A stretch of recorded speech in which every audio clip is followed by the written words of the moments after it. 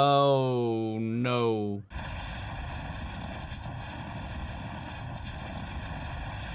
Hey guys, Omni here. We're about to dive into episode 3 of The Haunting of Hill House. Last episode focused mainly around Shirley and like her experiences at the house and a lot of how that kind of set her on the trajectory to be where she is today, as well as her own kind of position in the house where she kind of feels like she's got this responsibility, mainly maybe because she's the one that stays the most connected to everything.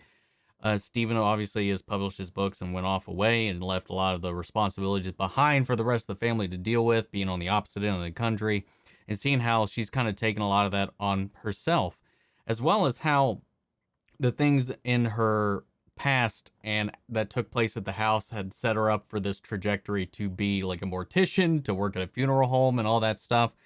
It was really interesting to see how all those sorts of things kind of paid off for her in her own life, for better or for worse.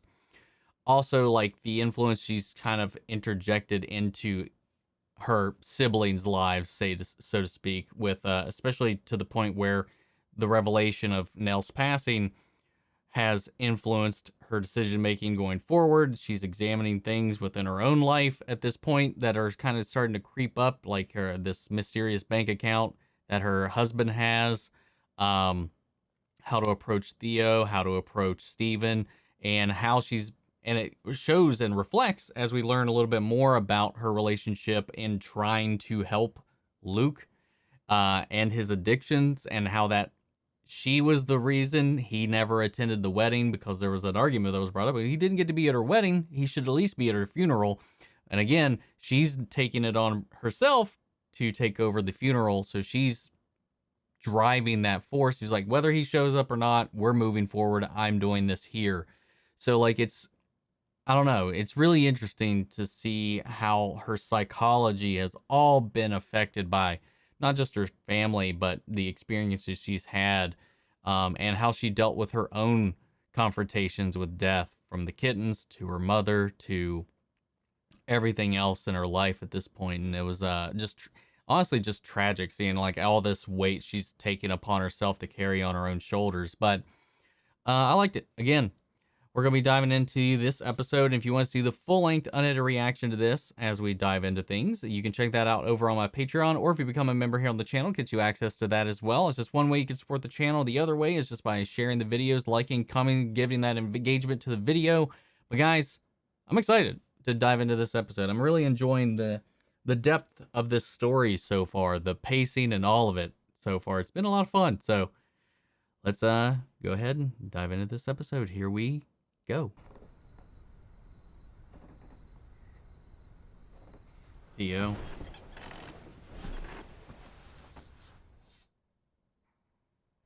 I had another nightmare. You can sleep with me for tonight. Nellie, you're squeezing too tight. Nellie.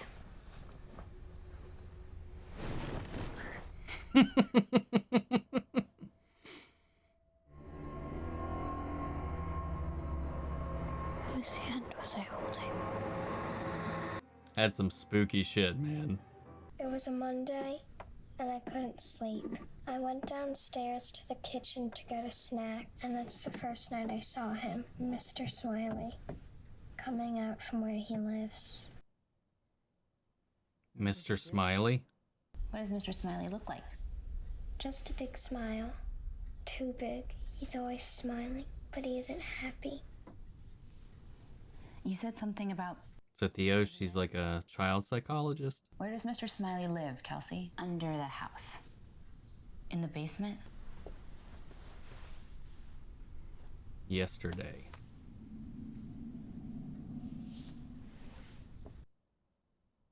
So I'm assuming, I guess by yesterday, this is before the phone call.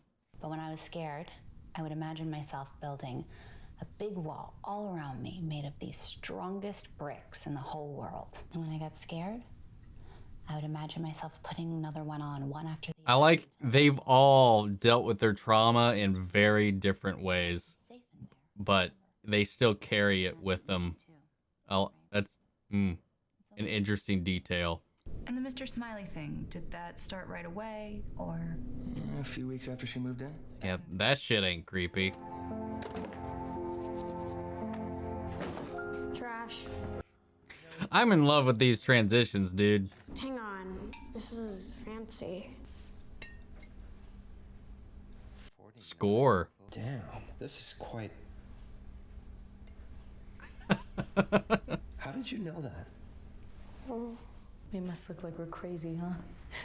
I'm Mrs. Dudley. Theodora?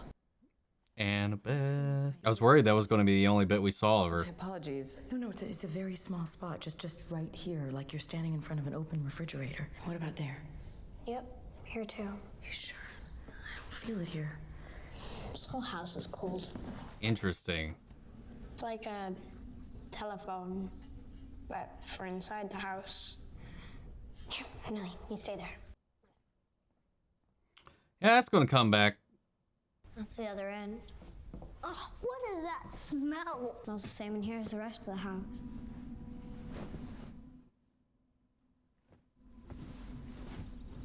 And this was a sick bed. How do you know? She's got a little extrasensory perception here. No, it's rice now. Hello. I'm Theodora, but I like my friends to call me Theo. Copy of his book.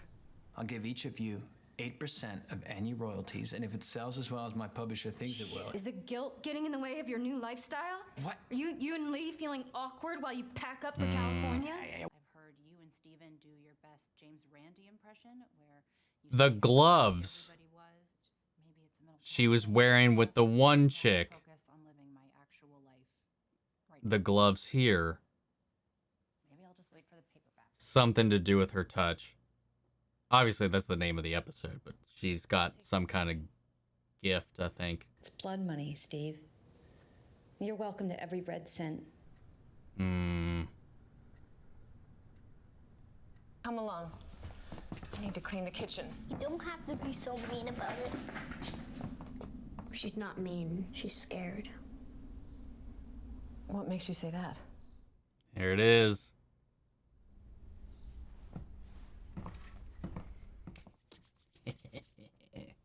Man, I've missed seeing Annabeth Gish and stuff. Trying to take a ride in this elevator? Dumbwaiter. Please, Theo. I'm gonna get in trouble. I won't tell. Fine. Like, I like at least that she checked the capacity for it first. Man, Luke was such a sweet little kid.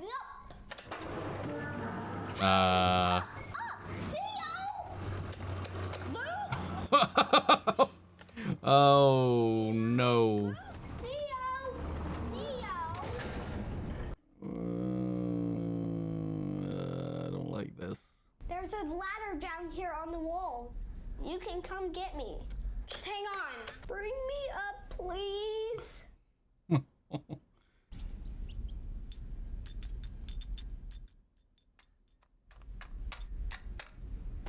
Oh, ew, nope. There's something down here. Just hang on, I'm trying. Theo! Got a zombie down here. Oh.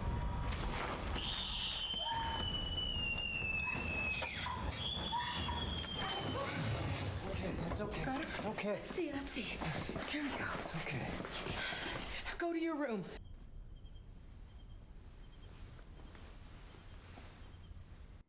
I'll leave this girl alone, man. Damn. Oh. Jesus, that thing was disgusting.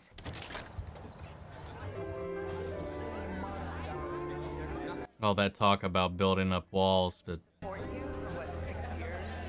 not about that. It's toast time and my maid of honor is MIA. You don't have to help me. I'll find her. Beats the cold shoulder from Shirley. Theo getting it on. Oh, it sounds like somebody is. Stacy! it's fine. You'll be fine. You coming? I want to see who's in there. It's gotta be Henry. Oh, my money's on Matt. He collects bridesmaids. No. You want to? Oh, it's Theo. Hey.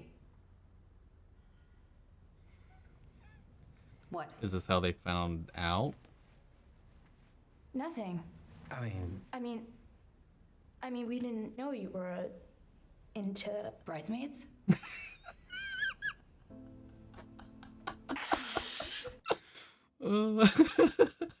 Oh, that could I have. love you. Oh,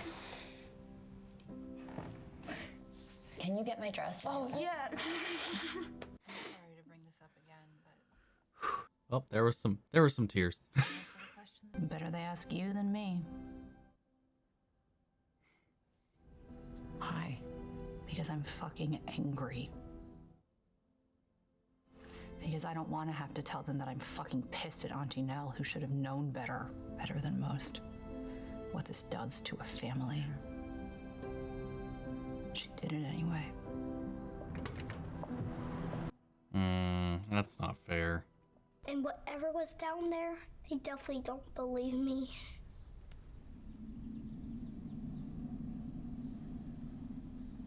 I believe you. And she's smart.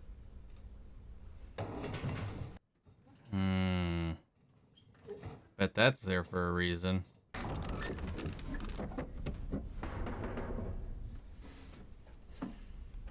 You better have a flashlight.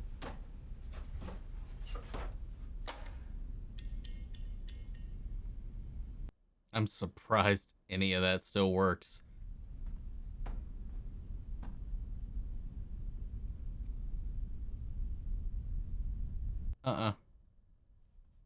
Nope. You were so scared. There's a door. I can tell you one thing, I was not this brave as a kid.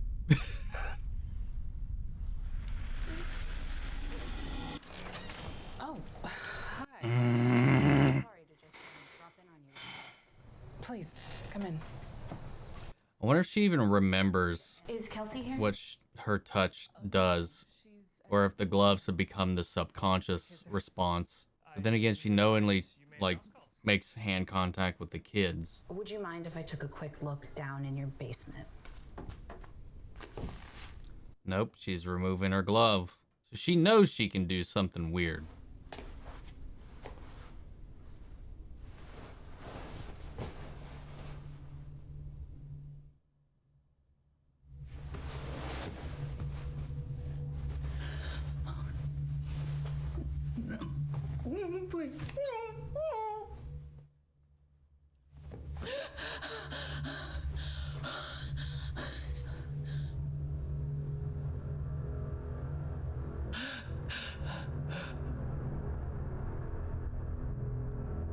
I really appreciate you indulging me like this. I was hoping I could get into Kelsey's headspace just a bit, try to understand her better. I'll dive back in with her this week.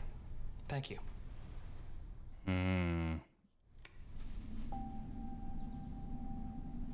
Thanks. What are you, looking at? Your smile.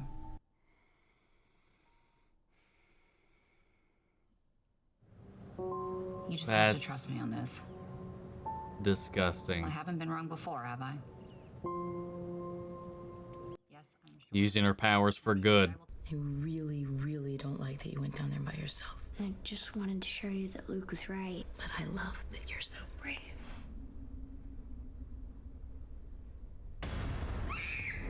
Honey? Honey? What's wrong? So she got a preview. Yeah, fuck you. My one hang up with this is like, if she knows she can do this. She literally, we watched her use it knowingly as a weapon against this guy, but she still is in denial about what happened. at the house, even though that's definitely not something normal and it's unexplainable. So I feel like she would, if anybody, would be the most open to their father's story, you know? But then again, it could just be denial. Yeah, her mom knows something's those up. headaches I get sometimes? They started when I was a little girl. When I get them, I see all sorts of...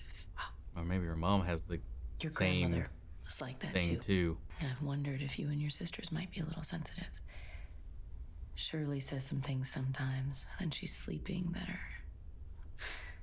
Everybody else kind of, yeah, they're all seeing these things. Thought about the house when we moved in. She said it was loud. Such an odd word she chose. These will help with the cold and the other thing. Oh, damn. Everything is paying off. Thanks. You're not scared Shirley's gonna kill you for this? You got a couple things wrong in there, by the way. So you finally read it. You said it was Luke that found the old bootlegging basement. That was me. Some wild stuff in there. That was really wild stuff, considering that you were asleep for what? Like 99% of it? So what are you gonna do with the money? Car, purses, travel? I'm gonna get my fucking PhD. Damn, man. And hyped up the final night, man. Was it more than the little bit we saw before they packed up? I have to imagine it is. She's not gonna go touch Nell, is she?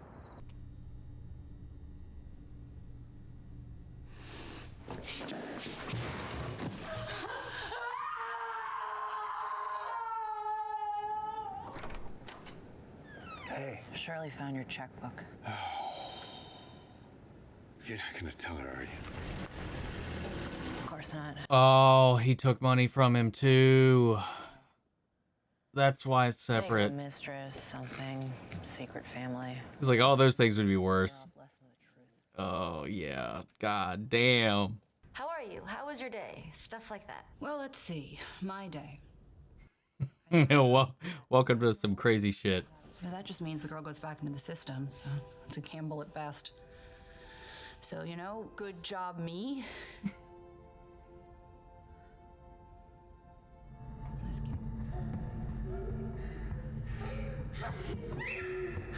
Theo, I need you to get Luke and Nell to the car. Come on. Stop!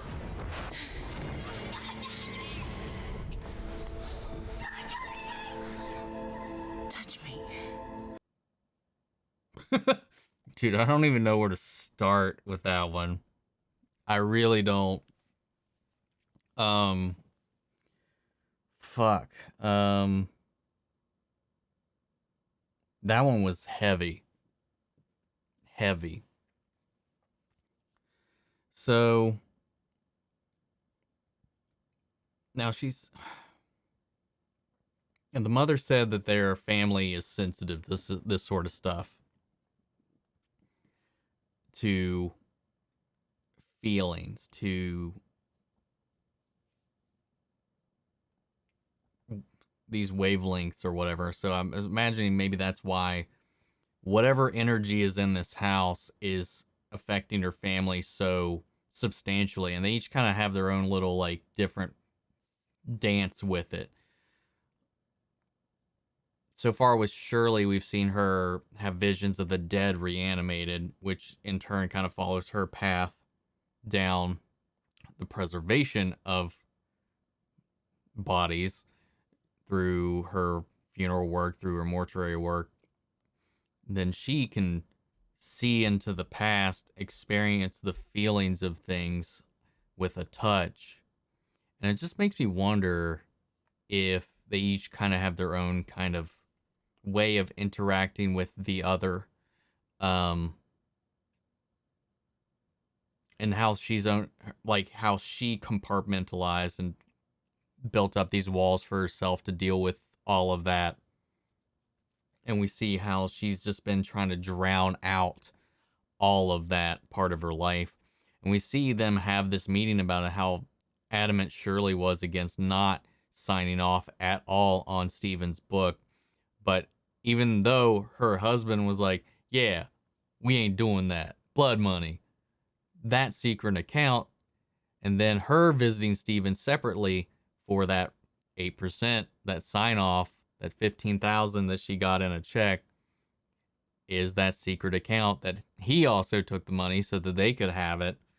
Obviously, we had that discussion in the last episode too about how he's not completely on board with how they're spending the funds from the funeral home. Because while, yes, they're in the black, they're profitable. He said like 50% of what they're giving out is going to charity. And he's like, it's not really working best for the funeral home itself. So like he did that, I guess, to compensate. And everybody's keeping this a secret. Her coming out in a way was kind of funny. I'm glad though that they were a family that was this close and that really didn't impact anything. I like that they just kind of laughed about it because he was in there frat boying that bridesmaid, just making her yowl. I like that whole bit, man.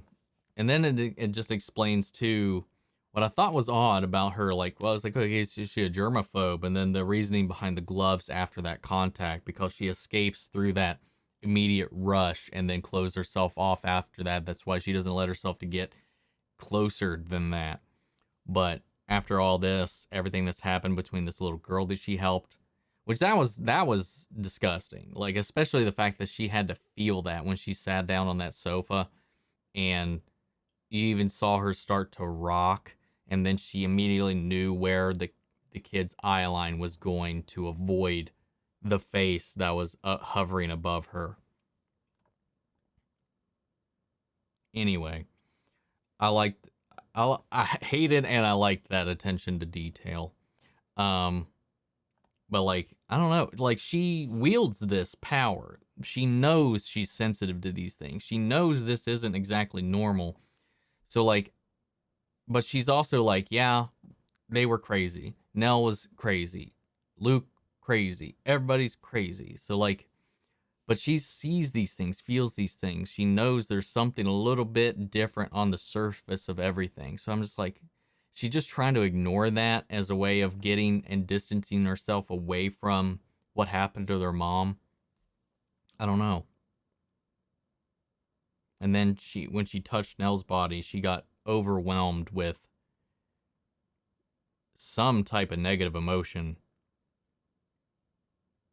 She started to open up to the girl she met at the bar the other night, brought her back in. I don't know. Maybe this will be the path for her to be able to let somebody into her life a little bit, as harshly as that ended up being. But at the same time, too, she confronts Stephen about like how fantastical, I guess, the ending of his book is, and the last night and his interpretation of it when he was the final kid to be brought out of the building. So I guess from what all I can gather so far is that we're easing into the crazy stuff, you know? So his was the opening act. He slept through it all, as she said. I don't know if that's completely true or accurate, but that's at least from her point of view, from the events that happened. He just slept through most of it, woke up, saw a glimpse of their mother just like going batshit in the background, while they saw something completely different. Luke, no, it was Shirley, because he had Luke at hand, he had Nell in hand, and he had Theo in hand there at the end, before he had to go back and get Shirley and Steven. So they were the last ones to get out, and he was the last one out from what we saw. So Shirley was in there longer, so I'm curious to see what all she saw during that whole event and what Nell and Luke saw. I have to imagine whatever Luke saw permanently messed him up, and his path is just his way of just running away from it, burying it, hiding it, escaping it by giving himself into all these substances to just drown it out. Because he also was one of the younger kids. Him and Nell were the youngest. So if you follow your general supernatural mechanics, the youngest are the most influenced. Like we saw, like Steven talking to him in the treehouse, and he was already he drew that weird potato with the screaming mouth and then the little the little person with like the blonde bob cut, which we saw in the last episode as well at the opening when he was sitting there playing with his Kang action figure. Lots of Ninja Turtles. Good taste. So I don't know. I'm sure him and Nell really saw some shit, and I'd be really interested to see their points of view once we get into the last night. And then the nights that kind of led up to that. I like that too. And then what Luke saw in the basement, that zombie, and her finding these secret things, that wine bottle, the wine cellar, the hidden like logs for all of that. Lots of secrets in this house. And then the cold spots with Annabeth Gish and her. She's like, I don't feel it. And then her mom clearly was like, it's right here. And then she brought Theo in. Theo could feel the cold spots. I don't know, man. I like it, man. There's a lot of interesting little layers in here. And I'm sure there's lots of stuff, too, I'm missing, but digging it.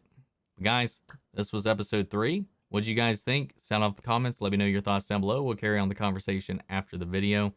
Thank you guys so much for tuning in. Remember, if you want to see the full-length reaction, you can check those out over on Patreon, or if you become a member here on the channel, gets you access to that as well. Before we go, want to shout out our channel legends, Mandy Share, Ryan Karen, Jackson-Cohen, Philly Vane, Yori Korskov, Margaret Grace, Peelings M, and Mary Bradley. Thank you guys so much for your continued support. Remember, if you want to join the conversation, you can do that in the comments. You can also join me on our Discord channel. Links to that and all my socials are down in the description below. But I'll catch you guys in the next episode. Take care, everybody, and happy October and Halloween.